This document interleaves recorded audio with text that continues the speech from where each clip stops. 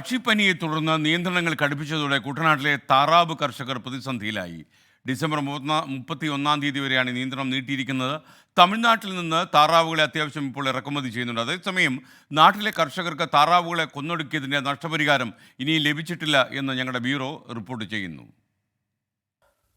പക്ഷിപ്പനിയെ തുടർന്ന് ജില്ലയിൽ ഈ വർഷം താറാവും കോഴിയും ഉൾപ്പെടെ 1.5 ലക്ഷത്തിലേറെ പക്ഷികൾ നഷ്ടമായിരുന്നു. 2,64 ലക്ഷം രൂപയുടെ നഷ്ടമുണ്ടായതായാണ് കണക്ക്.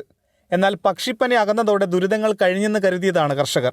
ഓണക്കാലം എത്തിയതോടെ പുതിയ നിരോധനം ഏർപ്പെടുത്തി സർക്കാർ പുറത്തിറക്കിയ ഉത്തരവ് കർഷകർക്ക് തിരിച്ചടിയായി. അതേസമയം തമിഴ്നാട്ടിൽ നിന്നുള്ള താറാവിന്റെ ഇറക്കുമതിക്ക് പക്ഷേ വിലക്കില്ല. ഈ നിരോധനം ഇവിടുത്തുകാർക്ക് വേണ്ടി മാത്രമുള്ളതാണ്. യഥാർത്ഥത്തിൽ തമിഴ്നാട്ടിൽ നിന്ന് ഇത് കൊണ്ടുവരാൻ യാതൊരു ബുദ്ധിമുട്ടുമില്ല.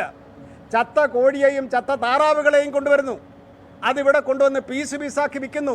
ഈ ഗവൺമെൻറ് ഏതെങ്കിലും തരത്തിൽ അതിനെ തടയാനുള്ള നടപടി സ്വീകരിച്ചിട്ടുണ്ടോ? ഇല്ലല്ലോ. ഇതൊന്നും സ്വീകരിക്കാതെ ചെയ്യേണ്ട കാര്യങ്ങൾ ചെയ്യാൻ തയ്യാറാവാത്തൊരു ഗവൺമെൻറ്, 2 ഗവൺമെൻറ്റുകൾ.